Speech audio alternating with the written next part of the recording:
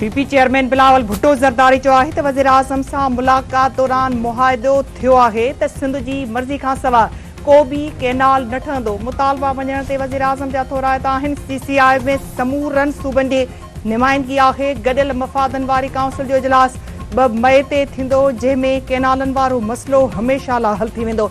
पाणी जी विर्छ वारे फॉर्मूले जी भञकड़ी न कई वेंदी। पीपुल्स पार्टी अवामी हक़नि लाइ आवाज़ बुलंद कयो। हू जमहूरी जिदोजहद ते यकीन रखनि था। भारत तरफ़ां सिंधु दरिया ते हमिलो कयो वियो आहे। भारत पंहिंजूं कमज़ोरियूं लिकाइण लाइ पाकिस्तान ते इल्ज़ाम लॻाए रहियो आहे। भारत खे पैगाम आहे त सिंधु दरिया संदन आहे ऐं रहंदो। उन में पाणी वहंदो या हुननि जो रतु वहंदो। भारतीय अगराई जो भरपूर जवाब ॾिनो वेंदो। केनालनि जो मामलो सीसीआई में खणी वञण वारो हुकूमती फ़ैसिलो रद्द बबरलोए धरणो 8 ॾींहं बि जारी। 8 ॾींहं हुअं खां बि वधीक अवाम पहुची वियो। उभॾारींदड़ नारा गीत झुमरियूं राशिद महमूद सुमरे, डॉक्टर नियाज़ कालानी, ज़ुल्फ़कार भुट्टो जूनियर, बुनल सारियो, अयाज़ कमी समेत सियासी समाजी क़ौमपरस्त तंज़ीमुनि, सिविल सोसाइटी, टिकटॉकर्स, औरतुनि ऐं ॿारनि जी वॾे अंग में शिरकत। आमिर वड़ाई जो चवणु आहे त केनाल रद्द करण जी नोटिफिकेशन खां सवाइ का बि ॻाल्हि क़बूल न कई वेंदी। जेसिताईं केनाल रद्द करण जो लिखत में फ़ैसिलो न थींदो तेसिताईं धरणो जारी रहंदो। केनालनि जो मसइलो हल थियण खां पोइ ज़मीनूं धारियुनि हवाले करण ख़िलाफ़ हिकमत अमली जोड़ी वेंदी।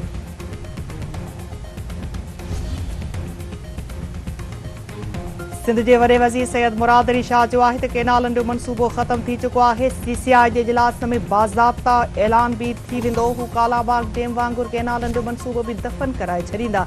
इरसा सर्टिफिकेट सबबि केनालनि जो मनसूबो सीसीआई मां ई रद्द थींदो। गॾियल मफ़ादनि वारी काउंसिल में 8 मेंबर आहिनि। वज़ीर आज़म खे मनसूबो रद्द करण जो अख़्तियार नाहे। नोटिफिकेशन जी कहिड़ी हैसियत आहे? आईनी ऐं क़ानूनी नमूने रिथा रद्द कराई वेंदी। वज़ीर आज़म खां नोटिफिकेशन जारी करण जो मुतालबो कंदड़ ॿुधाइनि त छा मनसूबो संदसि सही सां शुरू थियो आहे। मनसूबो वज़ीर आज़म जी मंज़ूरी सां शुरू न थियो आहे त संदसि सही सां ख़त्म कीअं थींदो? हर पासे खां तस्दीक थी आहे त केनालनि ते को बि कमु न थियो आहे। हू हुकूमत किराए सघनि था, पर कहिड़ी ज़मानत आहे त केनालनि जो मनसूबो ख़त्म थी वेंदो? हुकूमत ख़त्म थियण खां पोइ निगरान हुकूमत अची वई ऐं कुझु अहिड़ा फ़ैसिला थी विया त केरु जवाबदार हूंदो? पीपी निंड में बि सिंध जे मफ़ादनि ख़िलाफ़ को कमु न कंदे। केनालनि ख़िलाफ़ मुज़ाहिरा ख़त्म थियण घुरिजनि। बबरलोए में धरणो हणंदड़ क़यादत सां राब्ते जी कोशिशि कई पई वञे।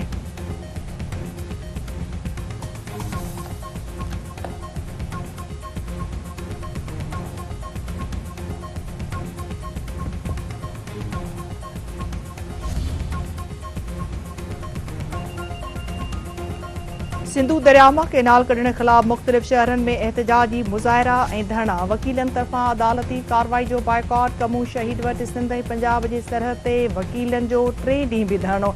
ट्रैफ़िक मुअत्तल। मलीर में गुलशन हदीद लिंक रोड ते वकीलनि समेत मुख़्तलिफ़ धुरियुनि जी 4थे ॾींहुं बि धरणे सबबि ट्रैफ़िक बंदि। कंदरकोट में वकीलनि समेत मुख़्तलिफ़ तंज़ीमुनि जो 5 ॾींहं बि धरणो। डहरकी में एसटीपी जे सर ते 6 ॾींहं बि धरणो जारी। टंडेजाम में पीटीआई जो हैदराबाद मीरपुर ख़ासि रोड ते धरणो। शहरनि जो समुंड तुली पियो। नए देरे रते देरे में बि धरणा लॻल। जेकबाबाद में पीपी शहीद भुट्टो जो एहतजाजी मुज़ाहिरो ऐं धरणो। मटियारी में सिंध तरक़ी पसंद पार्टी जो ख़ैबर वटि क़ौमी शाहराह ते धरणो। क़ाइदे अवाम यूनिवर्सिटी नवाब शाह जे प्रोफेसरनि जी केनालनि ख़िलाफ़ रैली। सिजावल खां दोला दरिया पुल ताईं समाजी तंज़ीम जो प्यादल मार्च। कोटड़ी में रेड़ा हलाईंदड़ पोरियतुनि जो प्यादल मार्च। सांगड़ में फ़नकारनि जो गाए केनालनि ख़िलाफ़ एहतजाजी मुज़ाहिरो।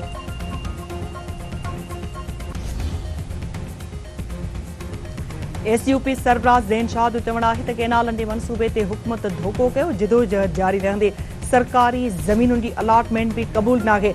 सीसीआई में सिंध जो हिकु मेंबर रुगो काग़ज़ी कार्रवाई लाइ आहे, जेको सूबे जे मफ़ाद में नाहे। सिंध जे माण्हुनि जी जिदोजहद रेफरेंडम आहे। केनालनि जो मामिलो कंहिं कमेटीअ जो मोहताज नाहे। सदर तकरारी मनसूबे जी मंज़ूरीअ सां गॾु फंड बि जारी कया आहिनि। पंजाब हुकूमत पहिरियों अधु कमु शुरू करे पोइ ठीका ॾींदी आहे।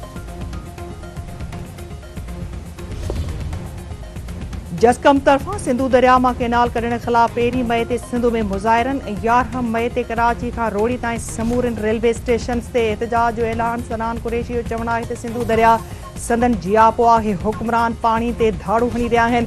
सिंधु मथां को बि डेम या केनाल बर्दाश्त न कयो वेंदो।